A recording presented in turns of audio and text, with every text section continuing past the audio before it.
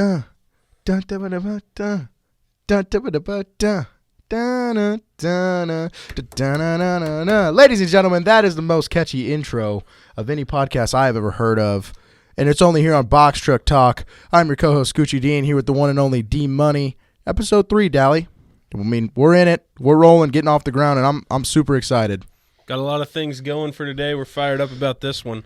May not be as long, but we got some good content coming your way, and we're bringing in somebody who a lot of folks are going to know around here. Yep, it's going to be pretty exciting. So this is going to be our first one where we have a guest, and he's not going to be on, or even she, because if we never know who we might have on the show, they're not going to be with us this whole time. They're going to be separated in the segment of just our general talk. So yeah, Dallas, if you want to go ahead and start us out here. Yeah, so we're going to go right into it. Might tell you. And the first subject is the NFL Combine. Started off, so we record, like we said all the time, we record on Wednesdays, we drop it on Fridays. Today's Wednesday.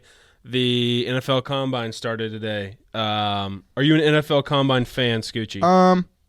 The only NFL Combine I've ever remember watching is the Chris Jones one. Hilarious. And when that happened, if you know, you know, right? We'll just say that.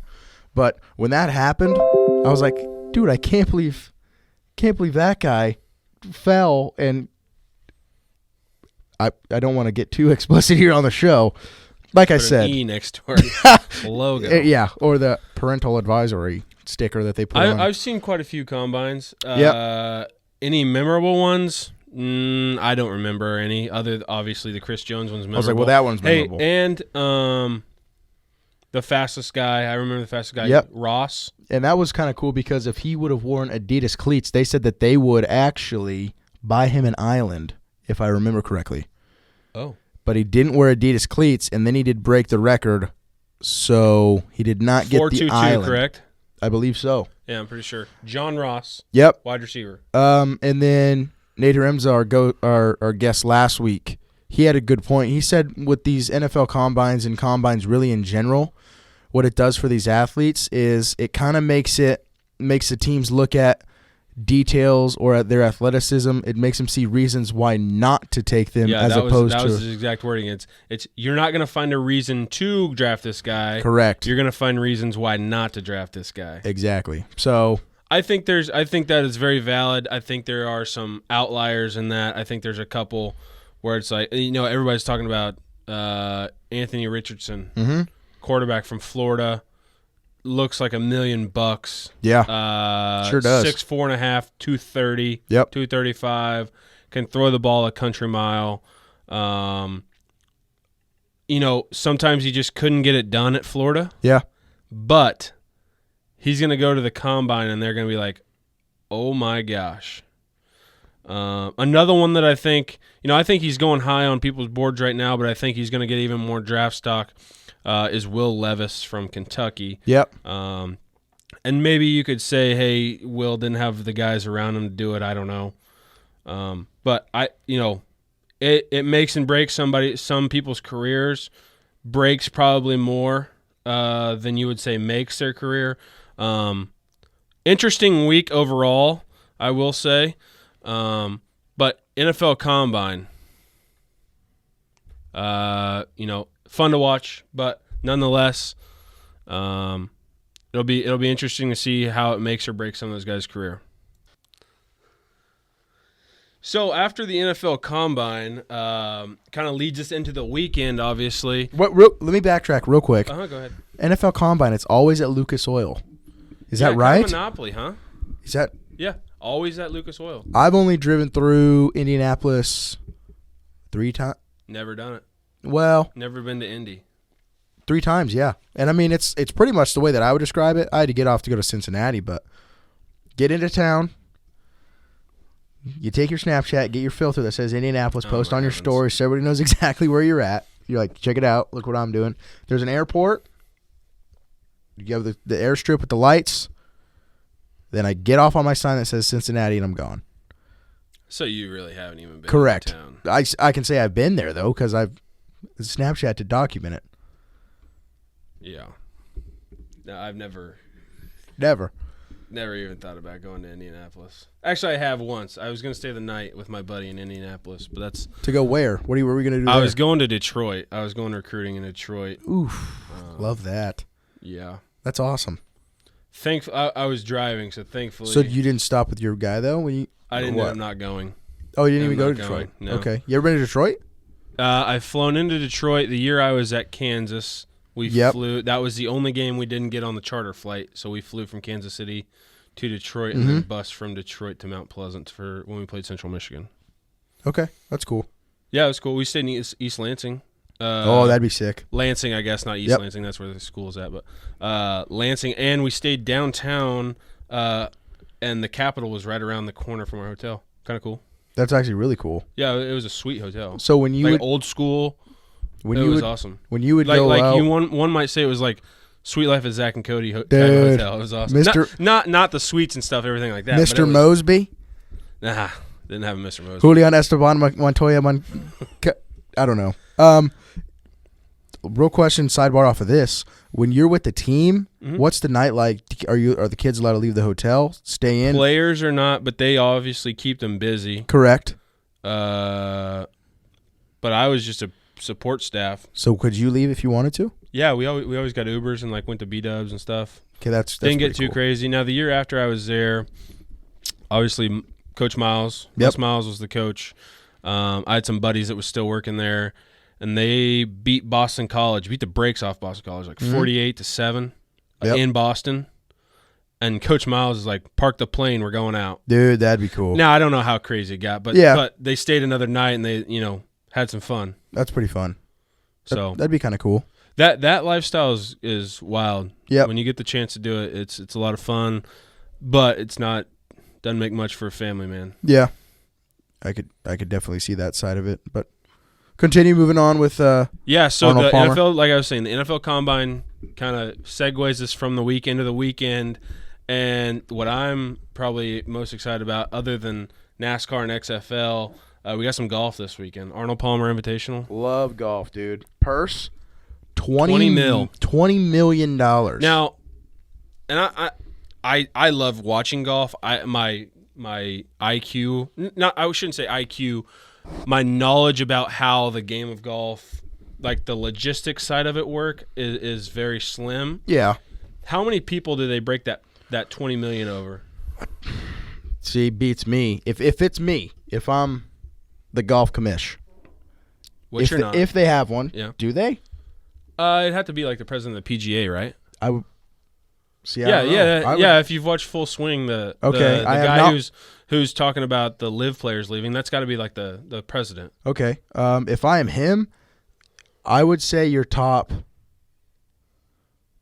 See, if you did 3, then you split 10, 7, 3 or whatever, 10, 6, and 4. Yeah, but if you make the cut, you get money. That's what I'm saying. So now you're splitting it between how many people make the cut? Like 60? Depends on the weekend, or depends on the tournament. But 65 to 70. Yeah, that's incredible.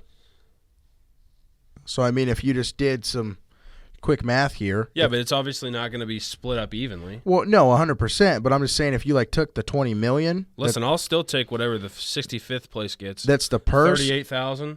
You kidding me?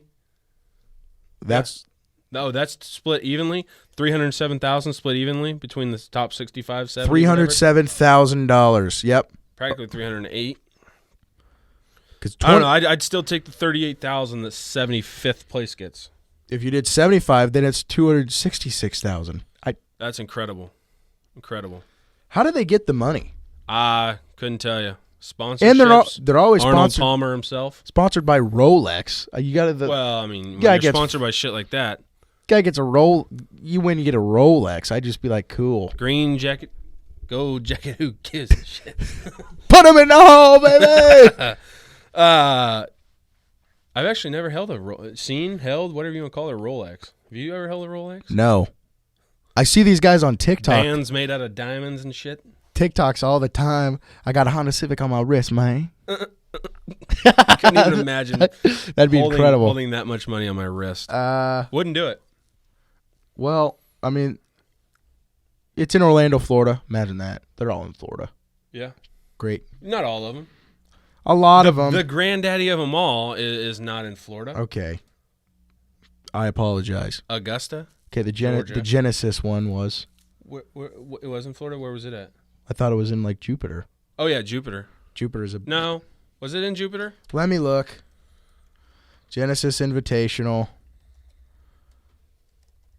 Location. Here we go, folks. Where was it? Riviera Country Club.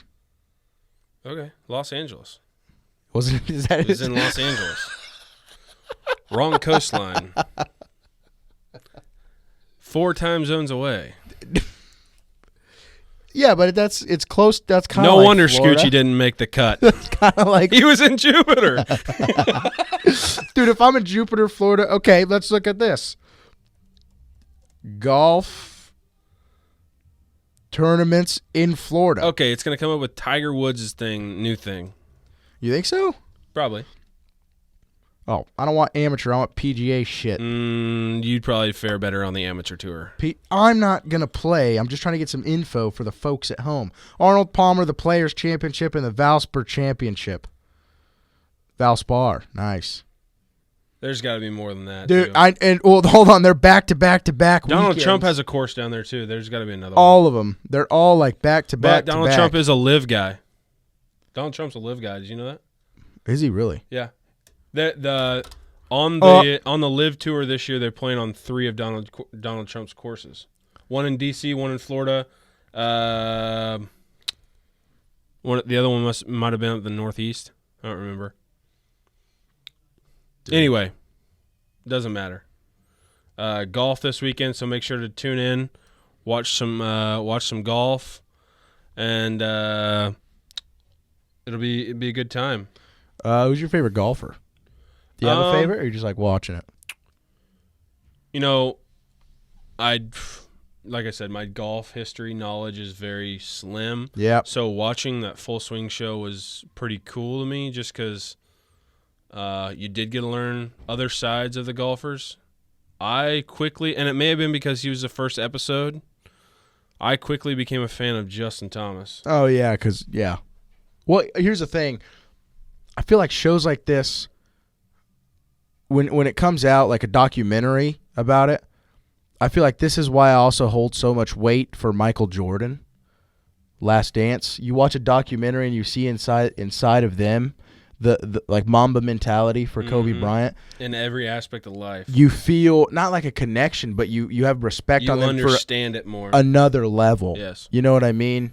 And obviously, like, there's going to be great ones that are going to come out with other people where you're going to see that side of, like, ones for, like, guys that we see now. Like, I'm sure Tom Brady's going to get one. I'm sure. I mean, there's already multiple books. Yeah. I don't know. I don't like diving too deep into Tom Brady. I'm not a huge fan. I agree. He's a winner, though. No doubt. Winner. He is a winner. Got to respect a winner. He is a winner. That's how I feel. That takes us into baseball, where there's always a winner and a loser. Yes. Now, some of these rules that they're bringing in spring training is causing there not to be a winner or a loser. Might tell you. For instance, the other day, a game ended in a tie on basically an error, because you consider not stepping into the box, getting a strike called on you. I mean, technically it's human error. Is that what it's going to go down as? You think? No, that's a great question. I wonder how that looks in the stat book. I don't know. The batting team loses on an error. Yeah, unless it's just. But like, I don't know. Like what? So for those not familiar with it at home, on YouTube, wherever you're listening, the spring training has started, and the new rule is being implemented in the spring training games, that there's a pitch clock if the batter's not in the box with 8 seconds prior to the clock running to 0. It's a strike on the batter. If the pitcher does not start his motion towards home plate before the clock hits 0, it's a ball for the batter. Well, the other day, I couldn't even recall who was playing. The game was 6-6 in the bottom of the 9th. The batter did not step in. 2 strikes. The batter did not step into the box prior to the 8-second mark on the clock. Umpire rings his ass up, says, out, we're out of here, game over. Game ends in a tie. Now, obviously, it's spring training. They don't it doesn't matter. It's just the innings and the pitch counts and all that kind of things that matter. It doesn't matter who won, lost, draw, whatever. But I think this is making a bigger splash than what they thought it was going to be. 100%. I've seen countless things on Twitter, what have you. Another big one was they were talking about like Bryce Harper's. Yeah, we talked about this in unloading the box truck. Yep. So if this is going to have, I think they thought it would speed up the game, which it will, which it does. I have a rebuttal against speeding up the game, but I want to hear what your thought is, and we'll go back to it. I was just saying it's proven that it will speed up the game. Whether that is a good thing for people, bad thing, I don't know. I, in a sense, don't like how long the game is, but it's a part of it, in my opinion. You know what I mean? Because been a player, been out there. It's just a part of it. Why it's so long and why it's a lot of standing around in the field, and you're like, man, I'm bored. That is the time when the ball is going to find you on the field. Always got to be. So as a third baseman, if toes. I'm like, man, it's been a long inning out here. We've already 3 runs scored against us. I just want to go in the dugout, give me a shot of Gatorade, and put my batting gloves on and get the helmet ready so I can go in the on-deck circle, and my mind is elsewhere. That is when a rope short hop line drive is going to get hit to me that I got to go. Eat you up. Correct. And then it's an error, and it's an even longer inning for me. See, and working in that side of it, I think that's what, in those dog days of the summer where it's hot, the games are long, especially on a Sunday game where you might be, zoned out. That's the people who separate themselves from the others. So I think that's a part of the game. It limits that because it won't feel as long. Does that make sense? Yeah. But to me, being a player, like I said, that was part of how I felt like you always got to be locked in. One thing, my dad was my coach of my sluggers. It was called the Sluggers on my USSSA team, and he would always say, no matter what, attitude and effort and your focus, right? Mm-hmm. So you control those things, and if you control those things, you'll be all right. So here's what I think we're going to see a little bit of. This is not my rebuttal. I'm going to come back to it. Okay. I think you could possibly see, and I don't want to put a curse on anybody, but some more Tommy John surgeries. Mm-hmm. Not as much recovery time in between pitches. Mm-hmm. We're going to see more home runs because not as much recovery time, less precision on the pitch. Get into the 5th, 6th inning. They're not going to have as much juice because they haven't had as much recovery time, I think. Here, can I ask you a question? Yeah, go ahead. So in the minors, you've seen it. If I step on the rubber as a pitcher with my 8 seconds left, and I don't like the feel of anything, I'm second guessing the call, can I step off? So, how does this work? I believe you get 1 step off per batter. Per batter. 1 per batter. Per batter. And you get 2 throws to whatever base you're trying to pick off per batter. 2 pickoffs per batter? Yes. Now, the reason... Hold on. Go ahead.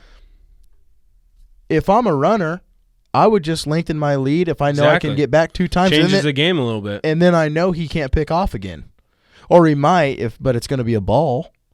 Yep. That's incredible. I did not know that. That's incredible. It's going to change the game at some point. There's going to be some point where somebody's, doing something crazy in a game, and that's going to matter. I can't throw to first because I don't have any more pickoffs.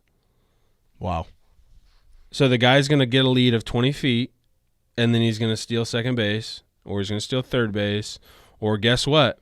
When the game's tied in the bottom of the 9th and there's somebody on third, you can't pick them off. Mm-hmm. Why wouldn't you get a 40-foot lead and steal home? You can't throw it to third, right? I mean, if that's really, there's got to be some clause in there. Yeah. Because from the outside looking in, that's wild. I had no idea about that, but that's good info. But that's how it was when you were in the minors? Did they have those rules in place for pickoffs? Last year they did. Okay. Now the first year when I was working in Wichita, they didn't. They were very loose with their rules. Yeah. And I think as the season goes on this year in the big leagues, the rules will lessen and lessen. Like I don't think they'll be as strict. I can't quite remember where I said it, but I'm thinking they're very strict on boom, zero, ball, strike. Oh, you're talking about like the play clock in Correct. football. Was that on unloading the box? No, truck? I think we were just chatting the other day. I would like to see, to be quite honest, you have kind of like your play clock in football. The refs are supposed to look when they see that it is zero. They look back, and then if it is not snapped while they are looking, or in that second that they're looking back, then they throw the flag. Yeah. So they're watching. Look, they see it hit one. Watch it hit zero. Look back at the quarterback. Not snapped. I'm throwing my flag. Now, if I'm looking, clock hits zero. I look, see zero, look back, and the ball is being snapped in that process. They give it to him. Yeah. Which I agree with that. And I will say there were multiple times this year in football where, it got pretty questionable. Yeah.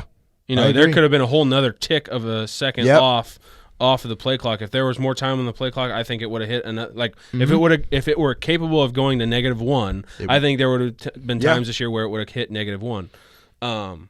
But it's so my rebuttal, where I was going with it. My rebuttal to, I think, and obviously the owners and the people who run the actual business side of baseball don't make the calls. Obviously, they have a say-so in what's going on. Yeah. I think ultimately they're going to figure out that they're not getting as much. They're not getting as much revenue.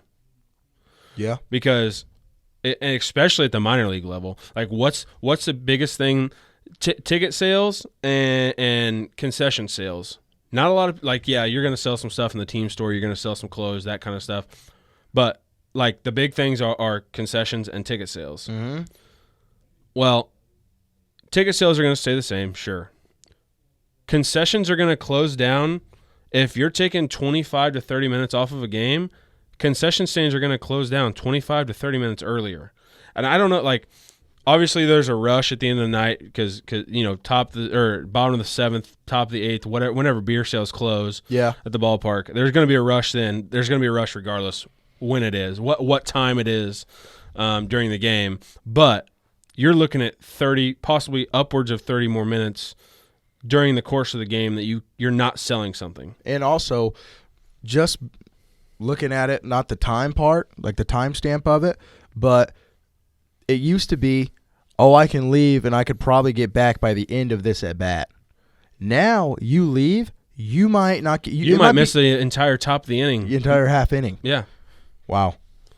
I was looking at something, and just a sidebar on this, I got sent a tweet from my brother-in-law the other day. Chuck. Shout out Chuck. Shout out to Chuck.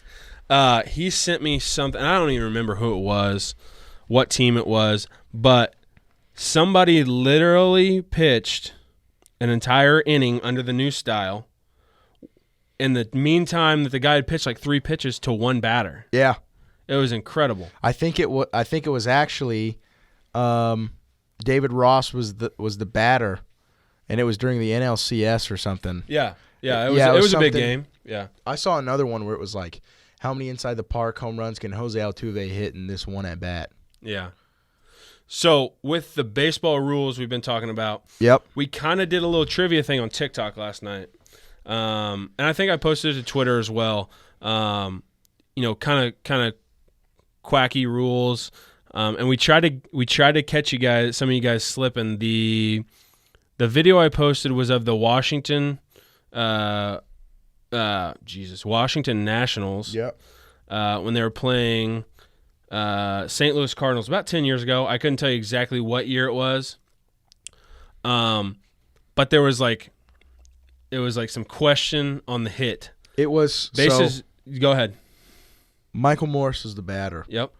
I believe it was he hits a home run. They called it foul. So I read into it because I was like, okay, there's something, because I don't remember it. I don't remember it happening. And no context. It looks like they just allowed to hit a home run. I remember the replays of it. I don't remember it happening, but I don't remember the story. Didn't remember the story until I read into it today. Yesterday.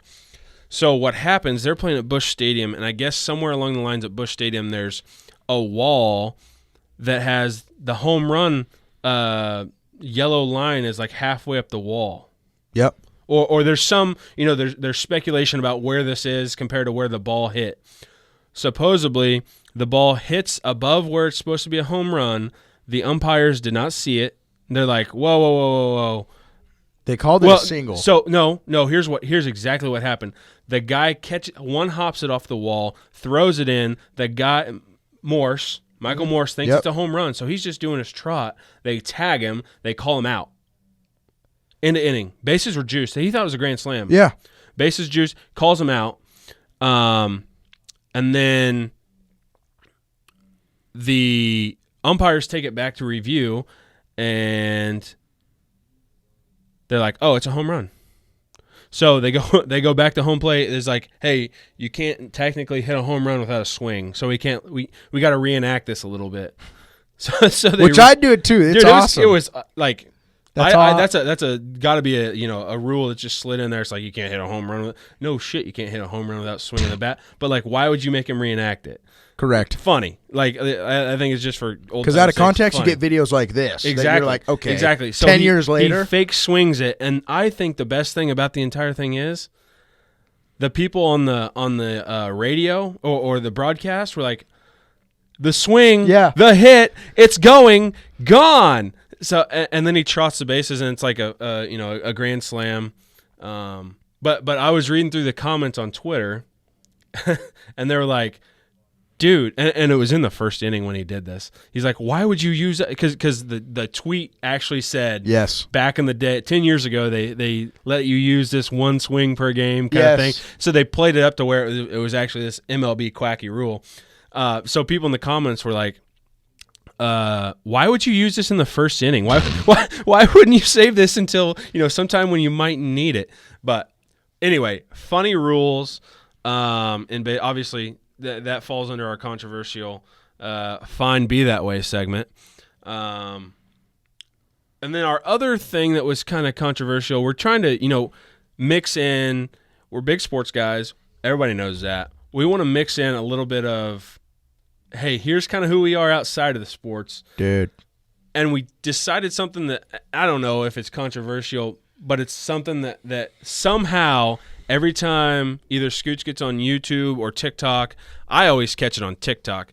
Every time we get on there, it's like we see this, and Scooch, it was your idea, so I'll let you bring it in. So it's really the segment right now, or this topic, not so much a segment, is just what's a treasure trove of videos that you just get hooked on, Yeah. You're like, boom, I got one.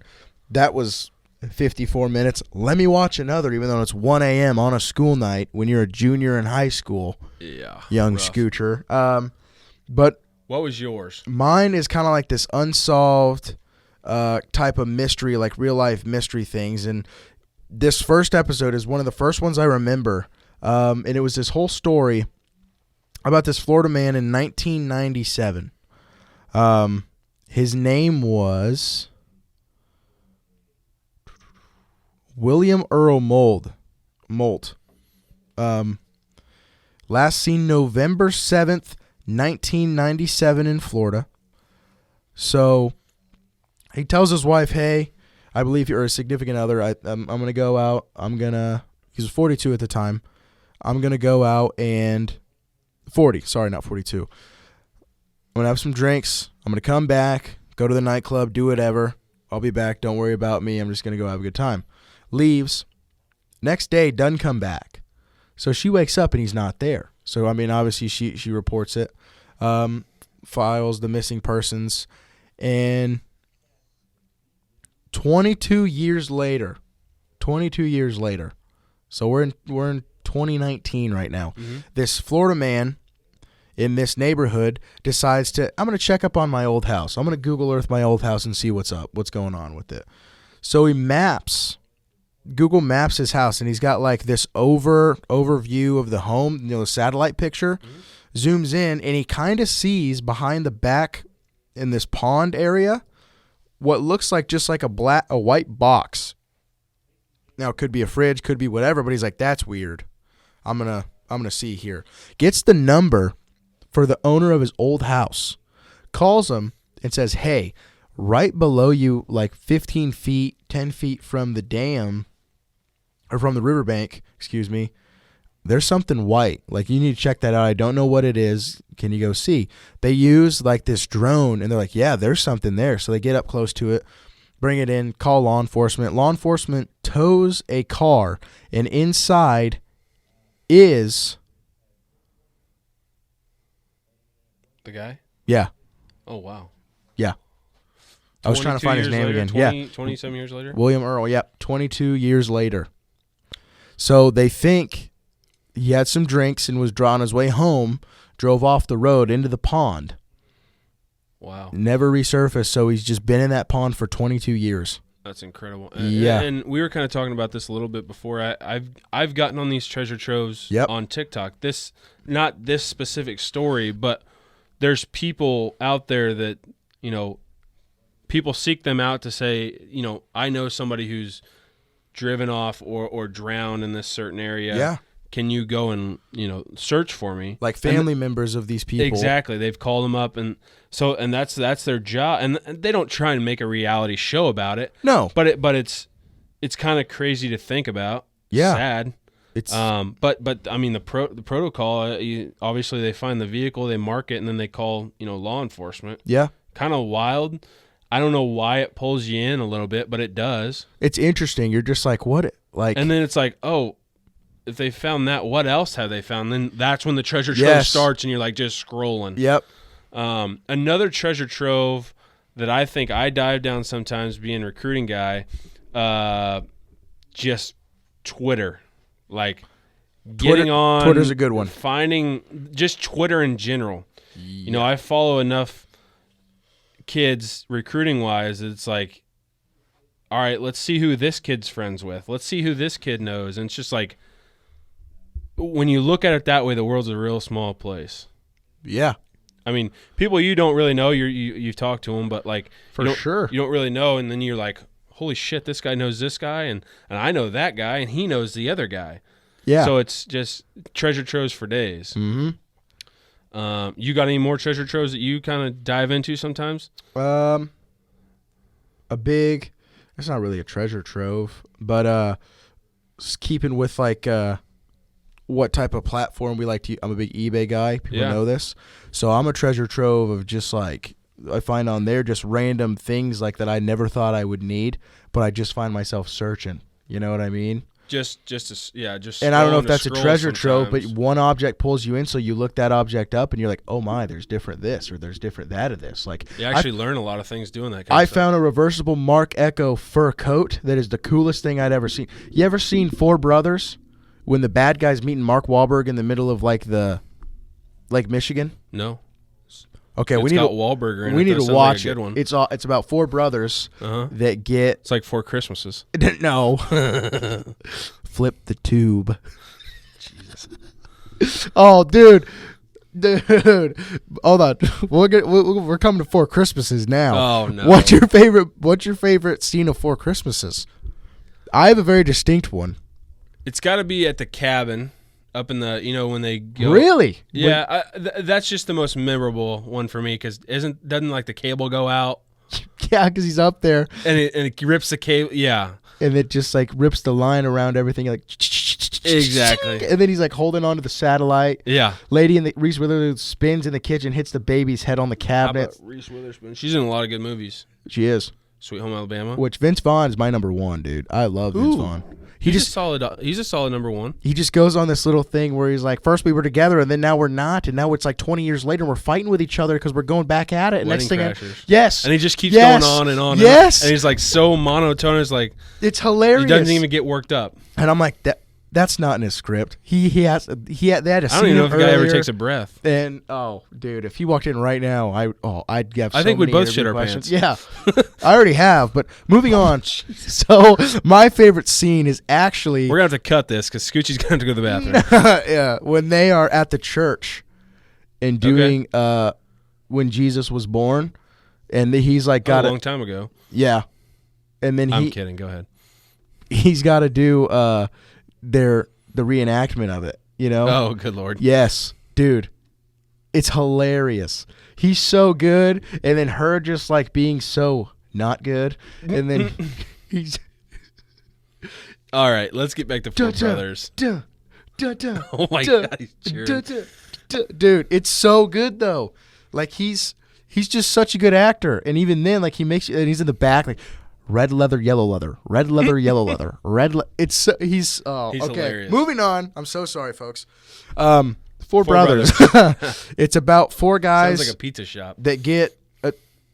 Sorry, I keep interrupting. They get adopted by this elderly lady in Detroit, Michigan, and it turns out it goes deeper than this. But in hindsight, when you just like read it from the top, she gets murdered at like a convenient corner store. And they all come back for her funeral, and they pretty much like band together to find out like who did it, why. The guy that they know who did it, they meet him on like Frozen Lake, Michigan or whatever. Bobby, Mark Wahlberg, beats him up, and they throw him in the river after. So I mean, he's like the bad guy, but this guy walks up in the coolest like mink coat. It was that's why I wanted one. When first time I went to Goodwill, got one, got a Joe mink Namath? coat. It was mink coat? Yeah, it was a darker one. If you look up Maybach by Young Mill on YouTube, there's a YouTube. Shout out to Maybach. Yes, dude. There is a we're wearing fur coats. There's a music video for it, and it's awesome. So that's the one that I'm talking about right there. But love Four Brothers, love mink coats. But yeah, my treasure trove is probably the biggest one, even more than the YouTube videos, is eBay. Mm-hmm. Just because you find these random things, you're like, I didn't even know I wanted that, but I want a corduroy jacket now. Yeah. I don't get too deep into that because like I'm a guy who when I go shopping I know what I want and that's what I'm getting and then I walk out. My wife on the other hand is like, no, I need to look. No, I'm good. Another treasure trove that I have, I don't know why, but on YouTube, and this is just getting more, categorized on YouTube, daily lives of people. Yeah. On like the other day, I was watching the daily life of a pilot. Why? I don't know. I saw that. I walked in and I saw that. So kind of cool. Yeah, the guy just goes through like his like daily routine of like the specific day he was filming was like, yeah, I have a red-eye flight. It leaves at 3:00 in the morning from London. I'm going to Washington D.C. And it's like, I was like, it's incredible. Just the shit that he goes, like the things he does during the normal day, and then he stays in a different city every night, like pretty wild. But I think it makes you, come into more people's perspectives. Yeah, seeing what they go through and seeing what they've got and seeing how their life is compared to yours. Yeah. So, treasure troves, dude. It's I mean, you could go. Technically, with that, you could is binge watching one because you just keep going. You want to get that fix. Yeah, but here's what I think about treasure troves, and we were talking about this the other day too. I was on Twitter. We just have good convos. The way I think about treasure troves is, have you guys ever seen that little guy that mined? Like it's a cartoon mining deal. Like you're just watching Netflix to watch Netflix to pass time. When you're on a treasure trove, you're like, what the hell am I about to find? Yeah. So that's what I think about the guy who's like mining, and the guy that turns around right before you see the diamonds is just the guy like watching Netflix. And the guy who goes through that next little set of dirt and finds diamonds, that's the treasure trove, guys. You don't want to be the guy that turns away short. That's exactly why I get in treasure troves on Twitter, because it's like the next scroll could be the best scroll. And also, you're in it for an hour. You might as well go for an hour 30. Dude. Hour 30, you might as well go for 2. Gets me in trouble. Put the phone down and go to sleep, Dallas. I've been told that more than once. I've been told it more than once. By your mother? By my mother and by my wife. Shout out Dally's mother and wife. Yes. Hey. Getting me to bed on time. You want to see my butt? Come on. Come on. Yeah, shout out to Ellie's dad, too.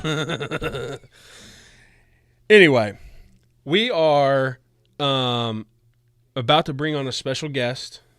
Yeah. When I bring him in, we're waiting on a call. When I bring him in, I'm going to introduce him.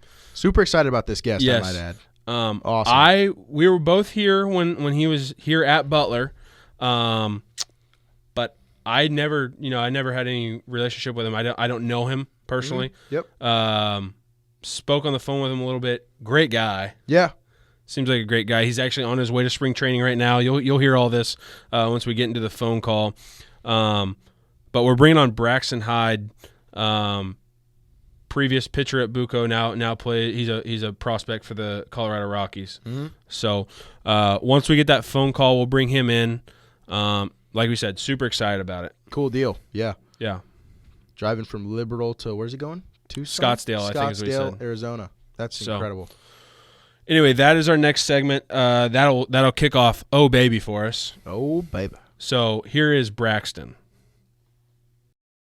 All right, guys, we got Braxton Hyde here in on Box Truck Talk with us. He is from Liberal, Kansas. Came to Buco, pitched, then drafted by the Rockies in the 14th round, 416th pick overall. We're excited to have him in. Braxton, how's it going? Everything is going good. Ready to get the season started. Sweet, and that's kind of why we're on with you. We know you're obviously on the way to spring training, but kind of pop off the top here. Can you tell us about your junior college experience here at Butler, playing baseball and everything that goes into it? It was probably the best 2 years of my life. I mean, I got here as a freshman, didn't really know a lot about college, about what baseball meant at the junior college level. But I learned a ton. I had a lot of – it's a different type of grind. It's a grind of what people say. Yeah, and you can attest to this.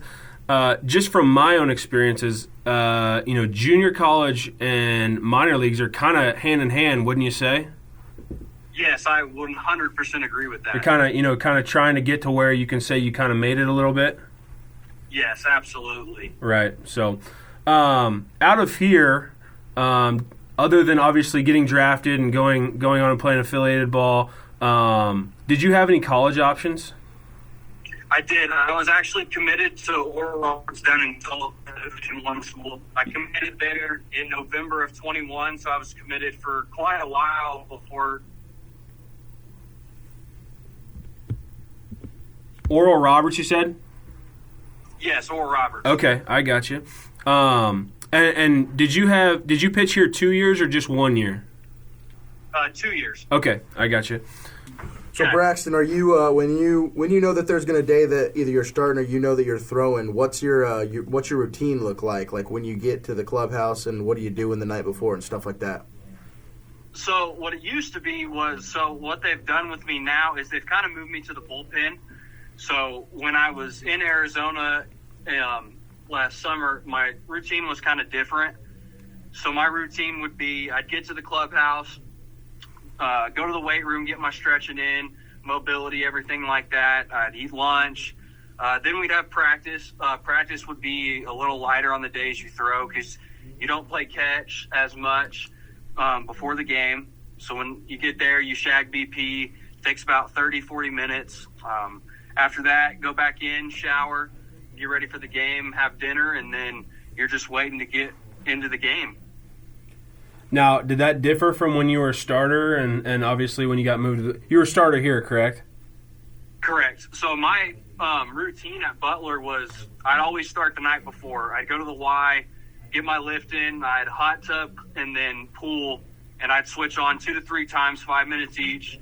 I'd do that, ride the bike for about 4 or 5 miles, and then I'd go to the complex, or I'd go to the field the next morning, and I'd shag BP, do my own thing, and then go get a snack in between when they're taking BP.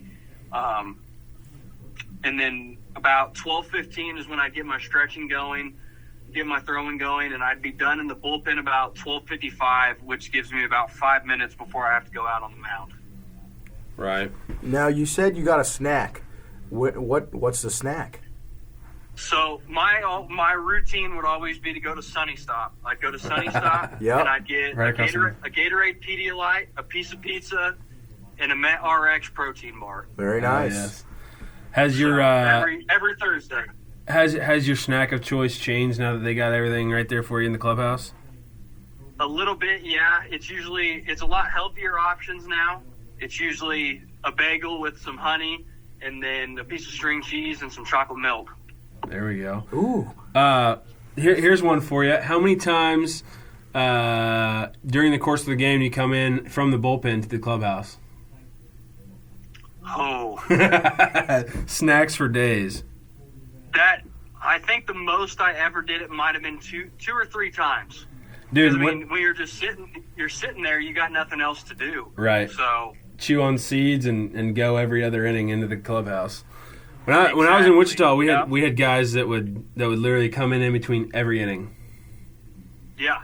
So, favorite or least favorite stadium to play in, both junior college and professional level? So junior college, like, my favorite was obviously at Butler at home. Yeah. But at the same time, I did not like throwing at home because it's a launch pad. Oh, yeah. I mean, wind's always blowing out. The fence is short. I mean, it's blowing out all the time. But, I mean, Dodge was not fun to throw at as well. Always windy out there. It's just always windy out there. The field is faced an awkward way. So. Did you ever pitch? Now, because when you played for Region, y'all played at Wichita State, right? No, we actually played at Manhattan. So at K-State. Okay. Did you ever pitch up there? I did like K-State. It just wasn't one of my favorites because I wasn't as used to it. Sure. So, and then what about professional? Professional, my favorite was Talking Stick, which is actually our actual spring training field. They hosted the ACL championship series there, and I was down there, and I threw 2 innings there. But least favorite, I don't really have a least favorite because everything down there is exceptional. Right. It's all complex, so that would make sense. Yeah. What have you thrown anywhere other than at your guys' home spot? I threw at the Angels and the Diamondbacks. Okay. So they're both pretty nice. Do you guys share a complex with anybody? Because I know like the White Sox share with the Dodgers, right? Yes, we share with the Diamondbacks. Diamondbacks, okay. I got you. Yep. Cool. I know this was obviously your first off season. What do your off seasons look like, and will it always look like this, or are you going to change it up a little bit depending on where you're at, what level of ball you're at, or what does it look like altogether? So this year I actually decided to go back home and spend more time with my family as well. And I have a buddy who's actually in AAA with the White Sox who I would throw with out at Stewart County. So, I mean, every day would pretty much look the same. I'd wake up, fix some breakfast, hang out a little bit, go throw for about 30, 45 minutes. Then I'd go to the gym and then hang out with my parents the rest of the night. Yeah, you talk about family time. That's most important because you're away. Did they make it down quite often to watch you? They went one time to Arizona in the spring, but my dad and my grandparents never missed a start my entire 2 years at Butler. Holy smokes! My mom, awesome. My mom has a more difficult job, so she couldn't always make it, but she always tried her best. Right. That's impressive because those sometimes you get Wednesday games and whatnot. No. You said you pitch every Thursday. Every Thursday. Okay, correct. I got you. So you can kind of plan it out a little bit. Yep. But with you being in the pen now, that's a little bit more. You kind of got to guess a little bit. Got to guess a little more now. Absolutely. Yeah. So and forgive me if it hasn't came or happened yet, but what's the biggest name guy you've faced off against? Down there at the complex. Two of the biggest name guys I would say were also in the draft with me, but they were both first round picks. The first one was Reggie Crawford for the Giants. He went to UConn, and then for the Angels was Zach Nito, who's a shortstop for the Angels organization, and went to Campbell. I got you. That's pretty cool. Are there a lot of rehab guys down there with you guys? We had quite a bit, to be honest, more than I think anyone ever expects to have. Right. So, Has anybody kind of, obviously everybody kind of looks up a little bit to those big league guys when they come down. Has anybody kind of taken you under their wing a little bit, whether it be a minor leaguer or a big league guy? It's kind of hard to say just because when everyone is down there, you're kind of on your own. Yeah, And everybody you kind of make doing their own friends thing. along the way. Yeah. Everyone is awesome. You can talk to anyone at any time. They're always open for conversation. So it's awesome. Yeah, that's the biggest thing that I took away from when I was in Wichita. It was like we didn't have any rehab guys come down, but we had guys that had done some time in the big leagues, and just to bounce ideas off those guys is kind of it's huge for guys like you that are just starting to get their start and things like that. Yeah, absolutely it is. And just to see and talk to those guys and what their experiences have been up there while they were up there is incredible. Right. So, well, that's kind of our list of questions. We appreciate you getting on here with us. We're going to try and get Ty on at some point. You'll have to tune in and listen to it. Oh, heck yeah, I will. That'll be awesome.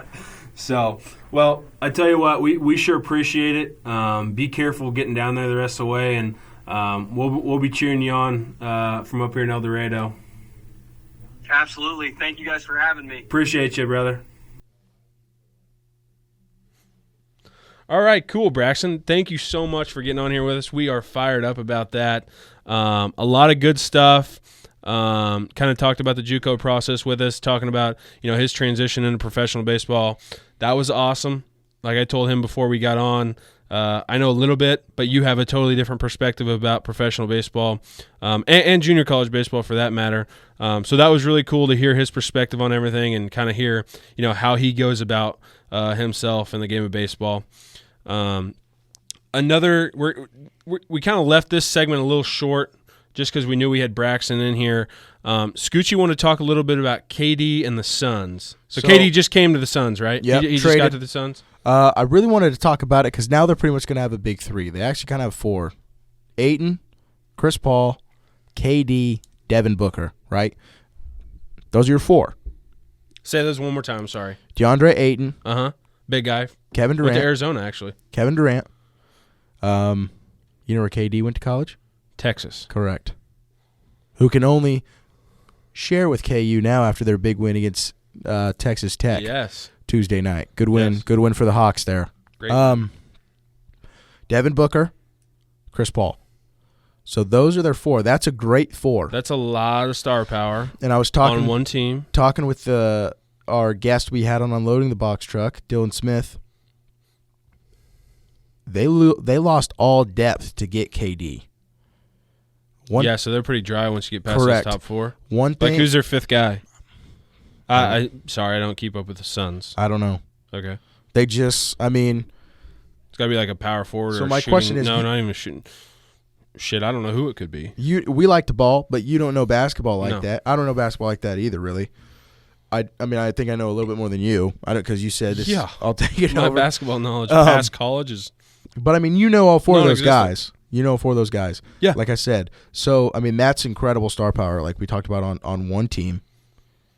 Do you think they are the team to beat? From you being an outsider, not crazy NBA fan, looking in, how do you see? How far do you see? Because them LeBron going? just got hurt, right? He hurt his ankle or something. Yes. He I told don't put Patrick too much- Mahomes, "You're not the only one playing on a hurt ankle or something." I don't. Yeah, not a LeBron fan.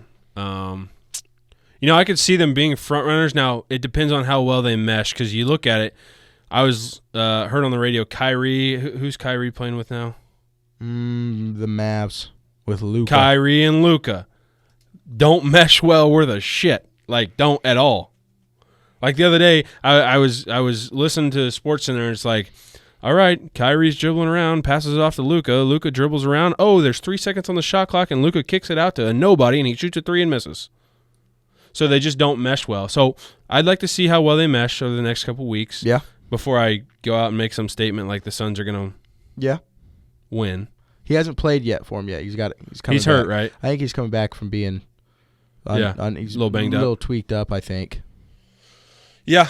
Definitely have the power to. They got the dudes. But a lot of dudes have a lot of teams have the dudes. Matters how well the team is. Mm-hmm. So I could see it happening. I could see it happening too. KD, one of the best scorers in the NBA. You got Chris Paul, pure and early KD like Oklahoma City KD years. Nobody could stop him. You remember when he fades away, basically into the away bench, drains a three. You remember this? Oh, it must have been my big NBA years. I was like, you used to be a big NBA guy, dude. So back in the day, the only thing you could watch for free on PlayStation, I didn't have cable in my room, and you turn on, you had to log into ESPN to watch it. You had to log into NFL Network to watch it. But NBA, like Last Pass or whatever, you could watch the highlights from the night before the next morning. So I did it on my PlayStation while I was getting ready for school. So that was like, okay, I can call myself an NBA fan. 2 years of my life. So that's where my. But those 2 years, you were Kevin Durant all the way. Yeah. Yeah, he was close. Oklahoma City. I liked LeBron before he got into so much more stuff. Like when he was in Cleveland the first time. Yeah. When he was the making of LeBron. And then LeBron became LeBron, and I'm not a fan of it. LeBron James. 47. I love that video. Okay. That's a funny video. So that's kind of wraps up our sports talk of the day. Yeah. Now we're getting down to the nitty-gritty. Lots of sodium in our buttered popcorn. Sodium octane. Is that right? Is octane? That's a gas? Octane's definitely a gas. Oh, baby. Actually, yeah, it's a gas. Passing. Good Lord. So what came out this week, Scoochie? Well, last week, sorry. Nothing came out, but I do want to shout out Mama Scooch. This might be our first plug on the show. I'm not plugging anybody. Dallas, may I? The pleasure's all yours. So I sent this to my madre, and she was like, for your podcast, I will get it. It is, for those people back at home, I wish we had video right now. It's a stylophone. It is electronic stylophone. It's the meme thing where like the do do do do do do do do do do do. Let's go. So I'm gonna play it for you guys. I got a couple tunes for you. Here goes number one. Let's go. So that's how it works. It's pretty cool. I don't know if you're gonna be able to hear that. Yeah, I think we picked it up. Then MGMT by Kids.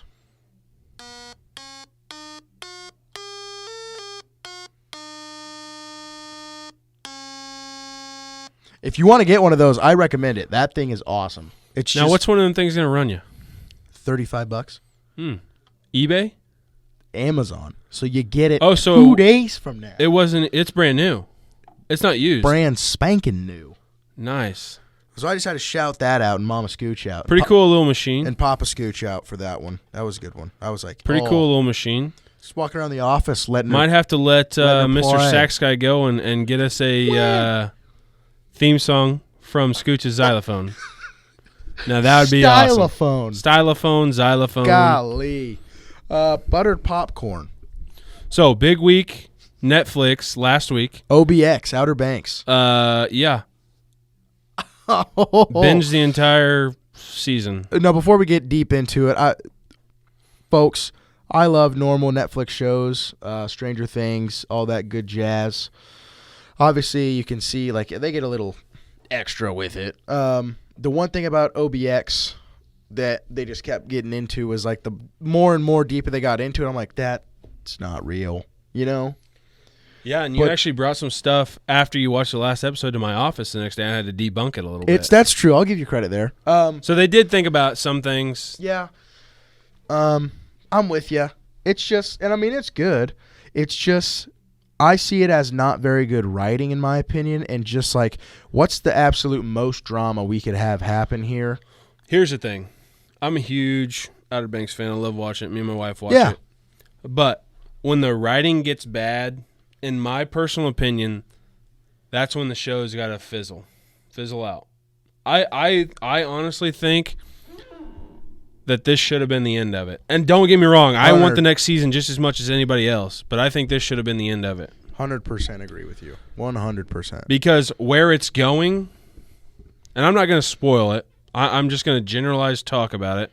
Where it's going has no meaning to their quest. Correct. Before you had his dad, you had the connection with Pope, you had this. Like, it meant something for them to get this. Now?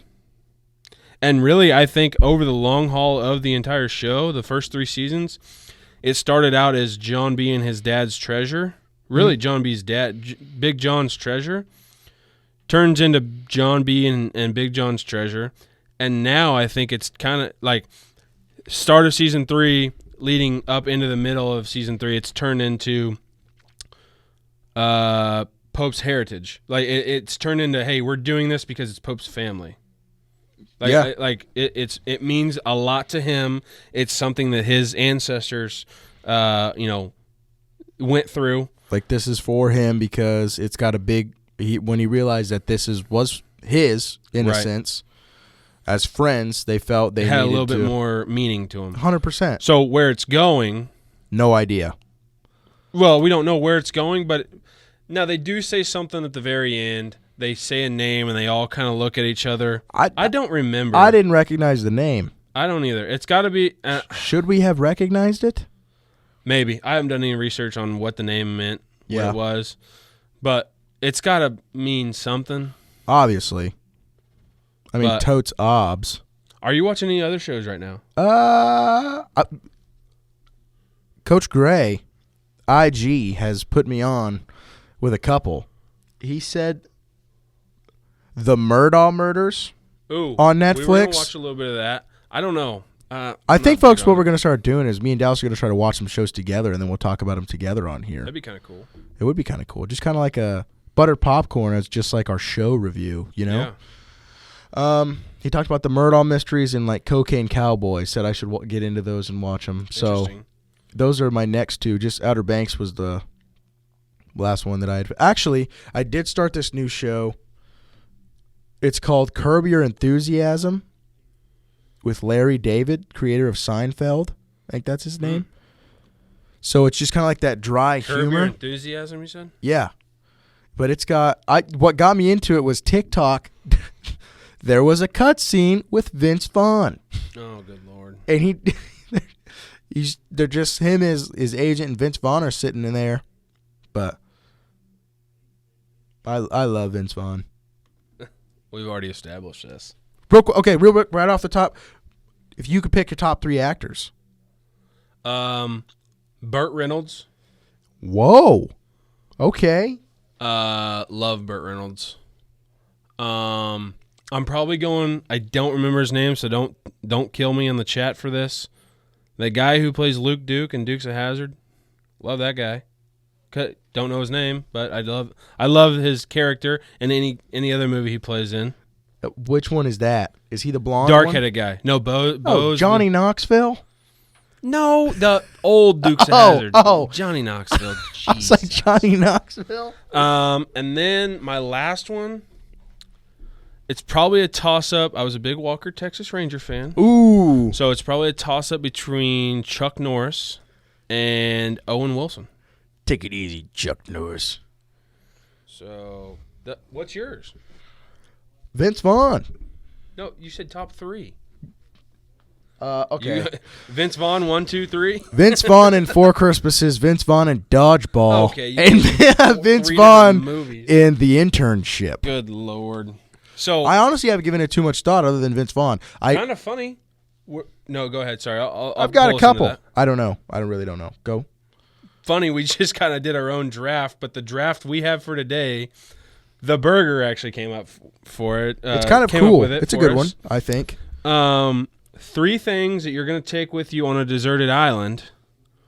They can't be the same. So what he means by that is if I'm up first and I say a machete, Dallas cannot say like a Bowie knife or something in that same category. Yeah.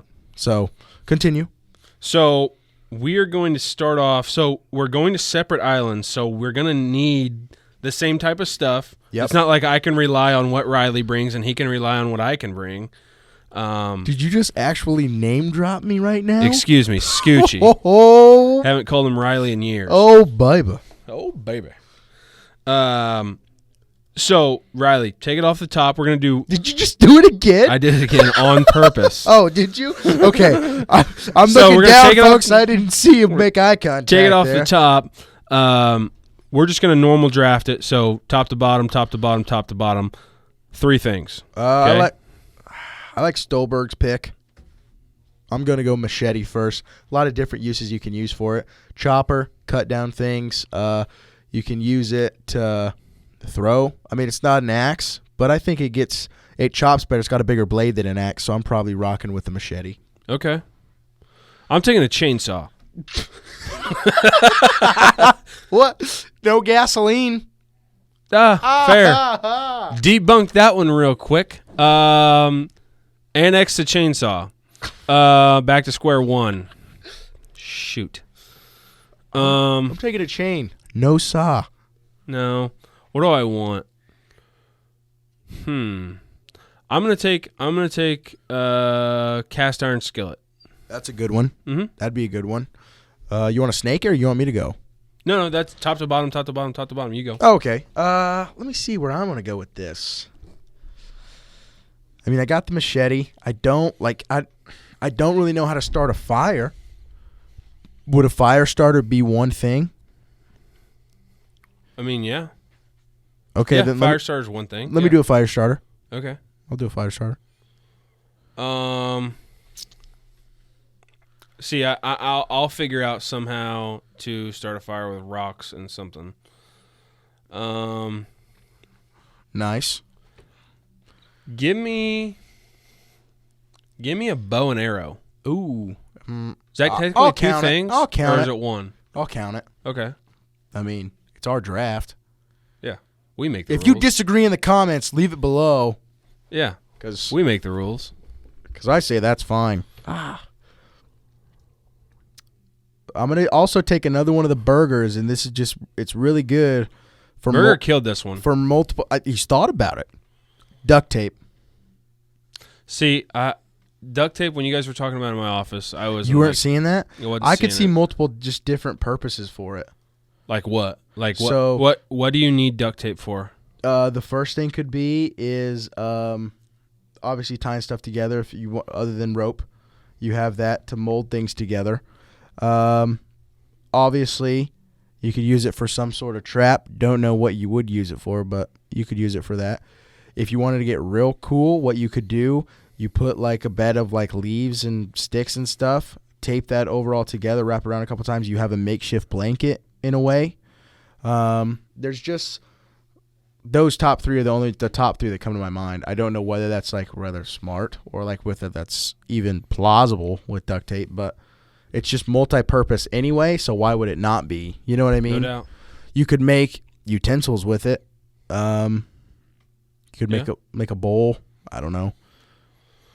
I just think there's.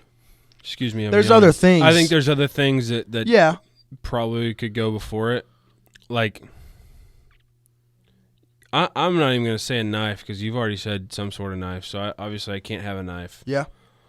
But I can't say a knife at all.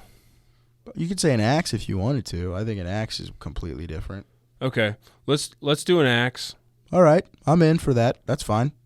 I'm an eater. So I like eating. Yep. So I'm gonna need something to cook my stuff in and be able to kill my stuff with. So that right there is a draft, folks. So, good one. I can't wait to see what we got next week. I thought it was well done too. Yeah. Next up on the agenda, XFL lines. You ready? I'm fired up about this. Let's roll. My Sea Dragons and the Vegas Vipers. Sea Dragons, 3-point favorites. Ooh. That doesn't mean anything for them, though. No, not really. Sure doesn't. Over and under, 38.5. That's pretty typical for XFL It's- though. I think they just throw a dart. They pick 4 numbers for Correct. over under numbers, and they just throw a dart at whichever one they think might hit. Yep. For money line, Who are you taking there? I gotta go my Dragons. Yeah, I mean, and what I always like doing on this, I don't like doing the plus minus. I just like doing straight money lines on the pick'ems. Yeah. Money line minus 165. Vegas Vipers plus 140. Yeah, I still think the Sea Dragons get it done. Hope so. I think it's going to be like a 18-6 game. I could see that. Bang the under. Take my drags on the money line, and let's move on. That game is Saturday, March 4th at 6 p.m. Sunday, March 5th at 12 p.m.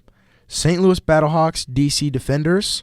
Battlehawks all day. Defenders, 2-point favorites. What? Yep. Money line, minus 135. Battlehawks, plus 115 with an over-under of 37. I'm taking the Battlehawks until they prove me wrong. Yeah, A.J. McCarron. Yeah. He's doing good things over there in St. Louis. I don't know if he's got a lot of people to throw to. I don't think he does. Makes but it I'm work. taking him. He makes it work, folks. That game, Sunday, March 5th, 12 p.m. Did I already announce that? Yeah, I think so. Big Well, game. now you know twice. It's going to be a good one. Okay. Sunday, March 5th, 3 p.m. Orlando Guardians and the Arlington Renegades. Gonna be a runaway. Arlington. Renegades. I 8 think this is a runaway weekend besides that nightcap on Sunday. This could be a good one. Yeah, 8.5 point dogs are the Guardians in that one. Over under of 37. Arlington minus 425 money line in the Guardians plus 340. Yeah, I mean, Arlington's got this in the bag, in my Yeah. opinion. Those sweet powder blue Sweet unis are just powder going to blue unis. bring it home. Bob Stoops and the boys. 7 p.m. that Sunday, San Antonio Brahmas, D-Money's Brahmas, and the Houston Roughnecks. Game of the week, in my opinion. Now, that could just because I'm A Brahma guy. Brahma guy. On the other side of it, the Roughnecks could run away with this. Roughnecks, 4-point favorites. Yeah. Over under 36.5. On record, I'm going to take the Brahmas, but I could see the Renegades or the Roughnecks taking it. Taking it home. And then Roughnecks minus 190, Brahmas plus 160. Yeah. So Still, obviously, like I said. looks like a good weekend. I'm gonna keep watching until it's not fun or entertaining. Like we said on Unloading the Box Truck on Monday, not great, like good quality of football, cool things they're doing with it. Not the most talent. There's talent in spots. There's not talent in other spots. But I think it's a good product. Just because there's no talent does not mean it is not entertaining. Correct. All it needs to be is entertaining, and you will get watchers like us Correct. who not promote it in a sense, but it's entertaining, so we watch and then we talk about who our favorite teams are and what the week's going to look like. But I'm excited. I think my Dragons are going to get on the board this weekend. That'd be huge for them.